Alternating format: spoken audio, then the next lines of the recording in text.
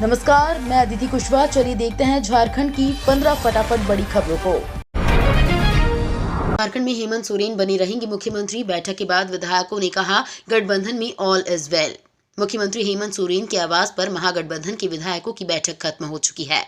बैठक के बाद तमाम विधायकों ने एक स्वर में कहा कि मुख्यमंत्री हेमंत सोरेन के मुख्यमंत्री बने रहेंगे। विधायकों ने कहा कि गठबंधन में सब ठीक है, आने वाले 15 सालों तक सोरेन ही मुख्यमंत्री रहेंगे। बैठक का कारण पूछने पर कांग्रेस विधायक कुमार जयमंगल ने कहा कि precaution is better than cure, यानी बीमारी से पहले इलाज की जरूरत होती है। कड़कड़ाती ठंड में अब बारिश की बारी। अगले 2 दिन में बरसात के बने हालात। मौसम विभाग के मुताबिक दक्षिण पूर्व क्षेत्र में समुद्र के ऊपर बने कम दबाव का असर उत्तर भारत के इलाके में भी लो प्रेशर के तौर पर देखा जा रहा है। विभाग के मुताबिक अगले 72 घंटे के भीतर उत्तर प्रदेश, झारखंड, मध्य प्रदेश और झारखंड के हिस्सों में बारिश हो सकती है। प्याज की कीमतों में गिरावट। निर्यात से प्रतिबंध हटाने की तैयारी में केंद्र सरकार। केंद्र सरकार प्याज के निर्यात पर लगे प्रतिबंध को हटा सकती है। घरेलू बाजार में इसकी कीमतों में गिरावट को देखते हुए इस पर जल्द फैसला लिया जा सकता है। इस संबंध में समीक्षा बैठक इसी सप्ताह होने की उम्मीद है। गौरतलब है कि देश में प्याज के उत्पादन में गिरावट आने और 3 महीने में कीमतें दोगुनों से अधिक हो जाने के बाद सरकार ने 8 दिसंबर को इसके निर्यात पर 31 मार्च 2024 तक के लिए रोक लगाई थी। झारखंड मैट्रिक की 99 और इंटर के 92 सेंटरों पर होगी परीक्षा।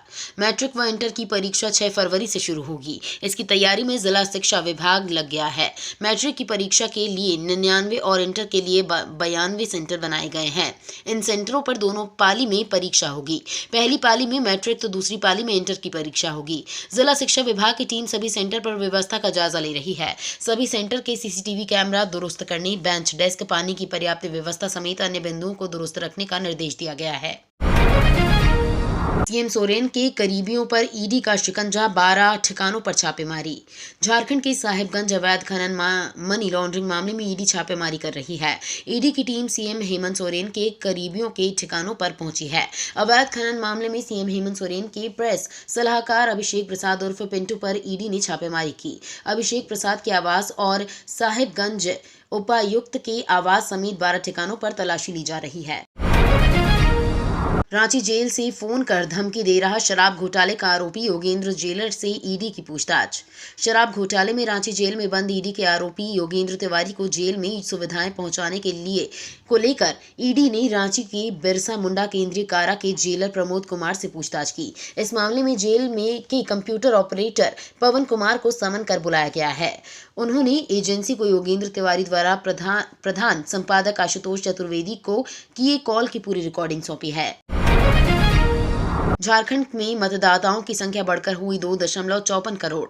झारखंड में मतदाताओं की संख्या में वृद्धि हुई है। गत वर्ष प्रकाशित हुई मतदाता सूची के मुकाबले इस वर्ष 1 जनवरी तक वोटरों की संख्या में करीब 9 लाख की वृद्धि दर्ज की गई है। चुनाव आयोग के आंकड़ों के मुताबिक 1 जनवरी 2024 तक राज्य में मतदाताओं की कुल संख्या 2,93,92,300 तक पहुंच गई है, जबकि गत वर्ष मतदाता पुनरीक्षण के बाद मतदाताओं की कुल संख्या 2,45,29,904 थी। चुनाव आयोग ने मतदाता सूची के अंतिम प्रकाशन की तिथि विस्तार देकर 22 जनवरी तक कर दी है।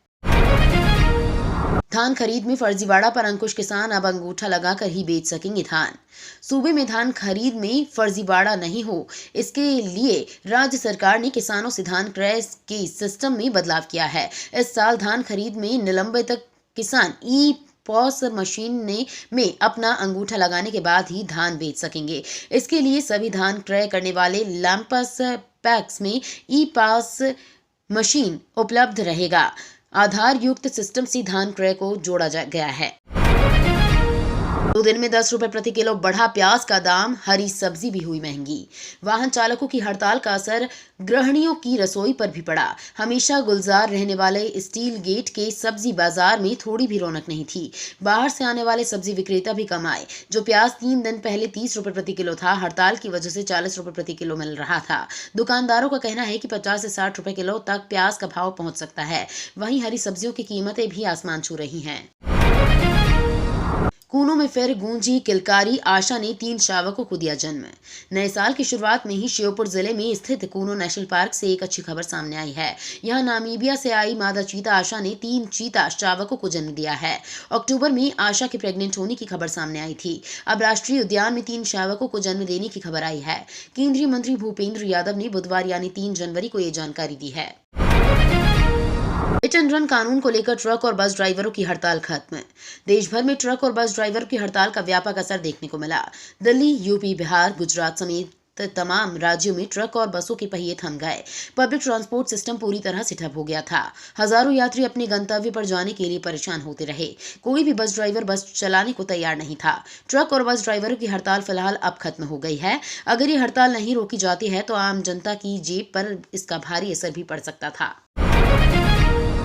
प्राण प्रतिष्ठा के दिन उपवास रखेंगे पीएम मोदी, सरयू नदी में स्नान भी कर सकते हैं। अयोध्या में 22 जनवरी को रामलला की प्राण प्रतिष्ठा होगी। इस कार्यक्रम के मुख्य यजमान प्रधानमंत्री नरेंद्र मोदी इस दिन उपवास रखेंगे। ये सरयू नदी में स्नान भी कर सकते हैं। मुख्य यजमान के लिए व्रत रखना जरूरी है। पीएम मोदी ने राम मंदिर के भूमि पूजन के दौरान भी व्रत रखा था। बता दें कि पीएम नवरात्रि में भी व्रत रखते हैं। टीम इंडिया की पहली पारी 153 रनों पर सिमटी 98 रनों की मिली बढ़त। भारत और साउथ अफ्रीका के बीच खेले गए दूसरे टेस्ट मैच में साउथ अफ्रीका की टीम पहली पारी में 55 रन के स्कोर पर ढेर हो गई। जवाब में भारत का भी स्कोर अच्छा नहीं रहा। एक समय भारत का 153 रन के स्कोर पर 4 विकेट था, मगर इसी स्कोर पर पूरी टीम बिखर गई। लुंगी एनगिंडी ने पहले 1 ओवर में 3 विकेट चटकाए। उसके बाद कॉगिसो रबाडा ने कहर बरपाया। भारत ने बिना कोई रन बनाए आखिरी 6 विकेट गंवा दिए, जिससे भारत को पहली पारी में 98 रन की ही बढ़त मिल पाई। झारखंड के हालात पर बाबूलाल मरांडी ने राज्यपाल से संवैधानिक स्वास्थ्य को बचाए रखने की अपील की। झारखंड प्रदेश भाजपा अध्यक्ष बाबूलाल मरांडी ने हेमंत सरकार पर निशाना साधते हुए कहा कि राज्य में दुर्दांत अपराधी, दलाल, बिचौलिया बेखौफ हैं। मुख्यमंत्री लगातार असंवैधानिक कार्य कर रहे हैं, इसलिए पार्टी के विधायक सरफराज अहमद को विधानसभा से इस्तीफा दिलवाकर पत्नी को मुख्यमंत्री बनाना चाहते हैं। उन्हें यह भी पता है कि उनकी पत्नी आरक्षित सीट से विधायक नहीं बन सकती। हाईकोर्ट ने यह निर्णय दिया है कि राज्य से बाहर की बहू झारखंड में आरक्षण की सुविधा नहीं ले सकती है। जमशेदपुर होगा झारखंड का पहला प्रखंड कार्यालय, जहां फहराया जाएगा 66 फीट का तिरंगा। जमशेदपुर अंचल सह प्रखंड कार्यालय में गणतंत्र दिवस पर 66 फीट का तिरंगा लहरा जाएगा। इसके गवाह बनेंगे 55 मुखिया व पंचायत समिति सदस्य। मध्य हलुद बनी के पंसस सह संचार अध्यक्ष रैना पूर्ति की अनुशंसा पर 15 वित्त आयोग के फंड से झंडा की खरीद की जा रही है। तो ये थी आज की बड़ी खबरें। डेली खबरों से अपडेट रहने के लिए चैनल को सब्सक्राइब करना बिल्कुल ना भूलें। धन्यवाद।